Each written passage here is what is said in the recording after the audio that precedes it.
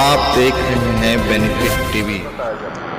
देखिए, आज वकीलों का एक बहुत ही बड़ा ज्वलंत मुद्दा पर आज यहाँ सेमिनार हुआ है, जिसमें इंदिरा गांधी का घोषित इमरजेंसी और नरेंद्र मोदी का अघोषित इमरजेंसी पर चर्चा किया गया। तो इंदिरा गांधी ने तो 75 में इमरजेंसी लगाई थी, तो उसका पूरे दुनिया में उसका निंदा हुआ और वो गलत स्टेप था ये माना गया, और पूरी दुनिया और पूरे देश में उसका विरोध हुआ। उसका खमियाजा भी इंदिरा गांधी को भुगतना पड़ा।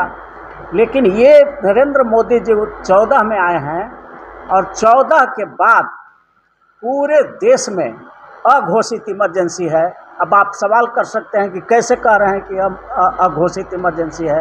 तो आप देख लीजिए, पूरे दुनिया में कहीं भी कोई नेता होता है देश का, तो वो गरीबों के लिए लड़ता है।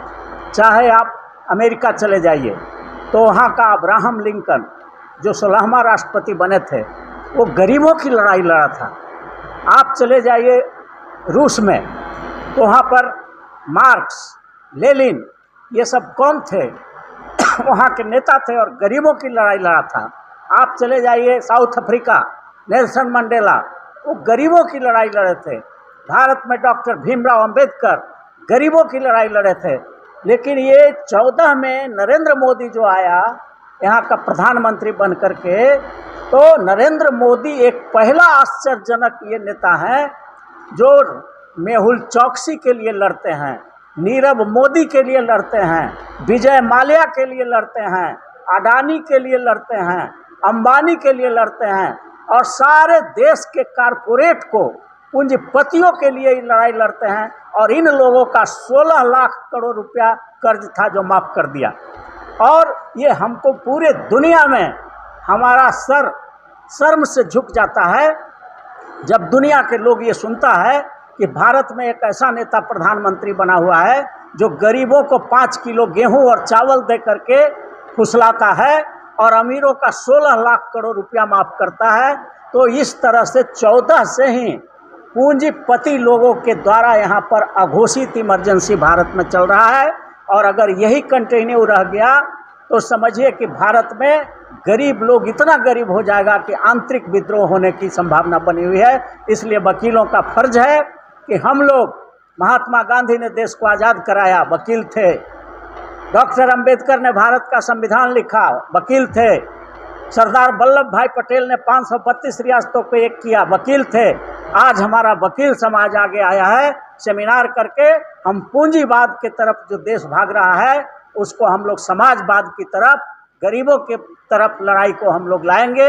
और हम लोग मांग करेंगे कि पूरे देश के हर एक परिवार में कम से कम एक सदस्य को सरकारी नौकरी देने का गारंटी बनाओ, ताकि देश के हर परिवार में कम से कम 25-30 हज़ार रुपया महीना जाए सरकार का।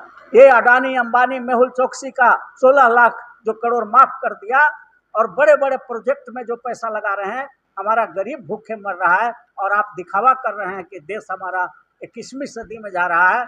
तो अमीरों की लड़ाई बंद करो और गरीबों के लिए लड़ो, यही संदेश था आज का ये कार्यक्रम का, जिसमें वकीलों ने हिस्सा लिया। आज का मीटिंग था घोषित अघोषित इमरजेंसी को घोषित। मेरे देश में जनप्रतिनिधि जो होते हैं, आज का जनप्रतिनिधि और 1952 का जनप्रतिनिधि में बहुत अंतर है। उस समय कम कॉस्ट में जनप्रतिनिधि चुन करके पार्लियामेंट, असेंबली जाते थे, जन कल्याण करते थे।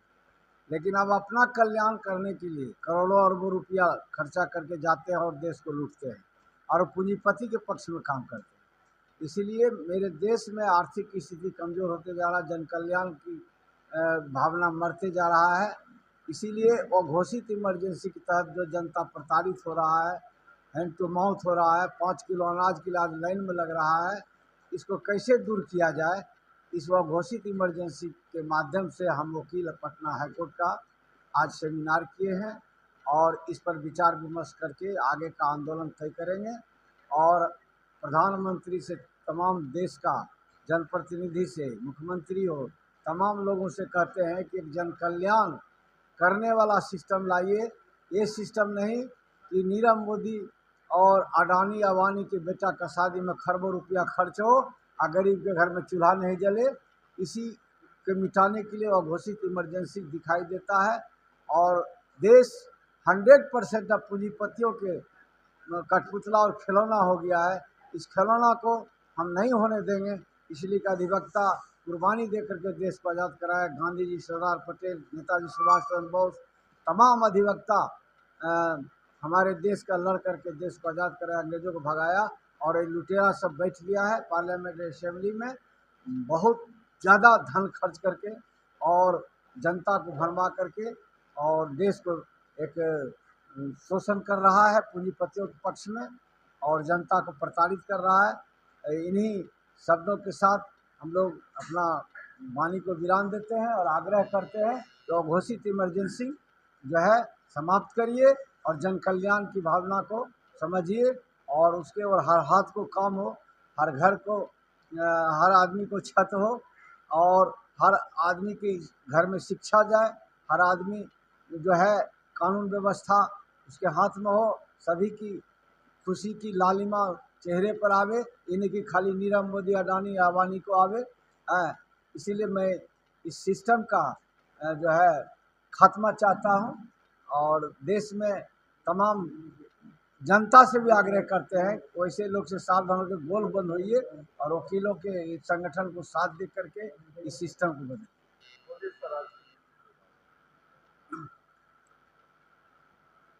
अभी जो यह सेमिनार का आयोजन किया गया, ये इमरजेंसी अघोषित इमरजेंसी, अनडिक्लेयर्ड इमरजेंसी, सवाल ये खड़ा होता है कि ये करने की आवश्यकता हम अधिवक्ताओं को आज क्यों पड़ी। तो एक तरफ जो इमरजेंसी 1975 में लगाया गया वो संविधान के तहत था, और वो जो आंदोलन खड़ा किया गया, मैं समझता हूँ कि उस समय ऐसे इमरजेंसी चाहे घोषित हो या अघोषित हो, ये किसी भी तरह से आम जनता के हित में नहीं है, और इसे किसी भी तरह से स्वीकार नहीं किया जाना चाहिए। इसकी जितनी भी आलोचना की जाए कम है।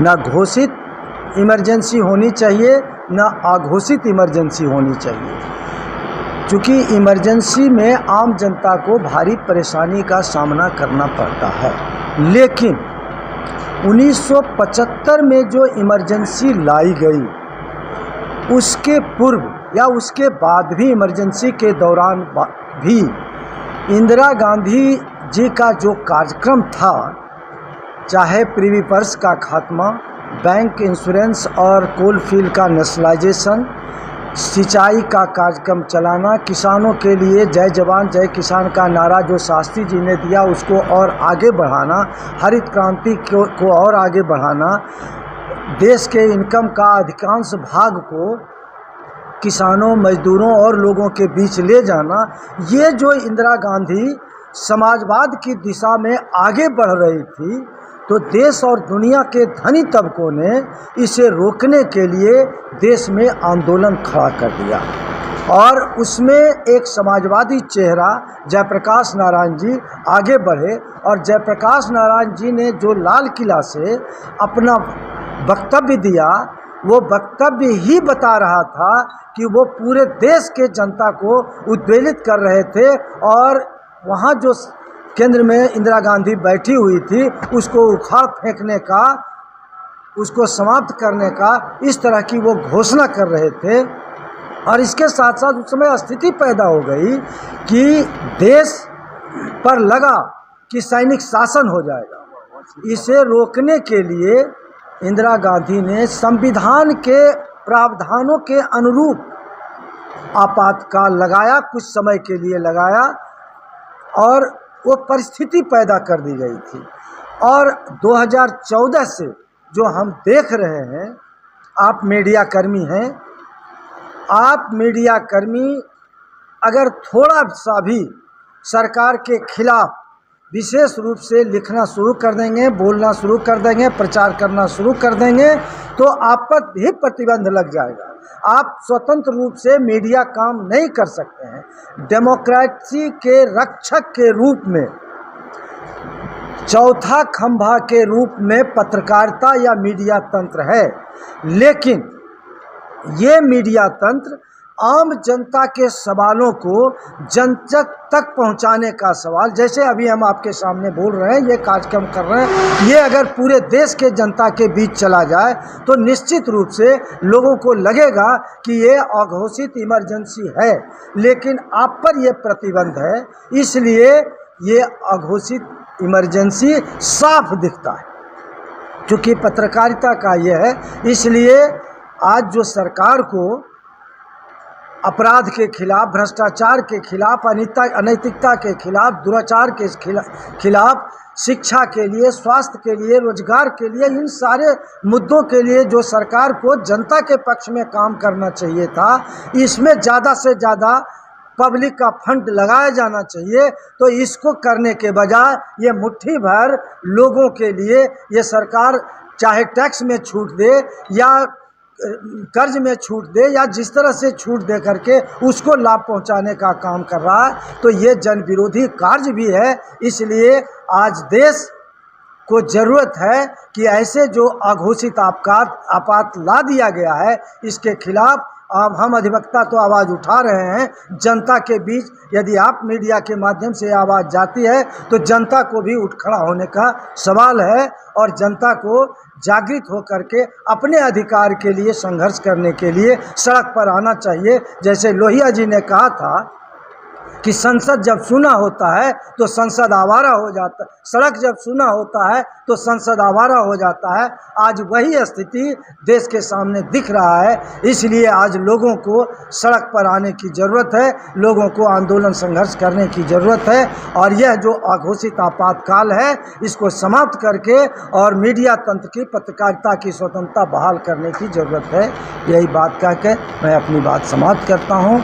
और मेरा परिचय अगर लेंगे तो Ramjivan Prasad Singh, general secretary Indian Association of Lawyers, Bihar chapter. आप देख रहे हैं बेनिफिट टीवी।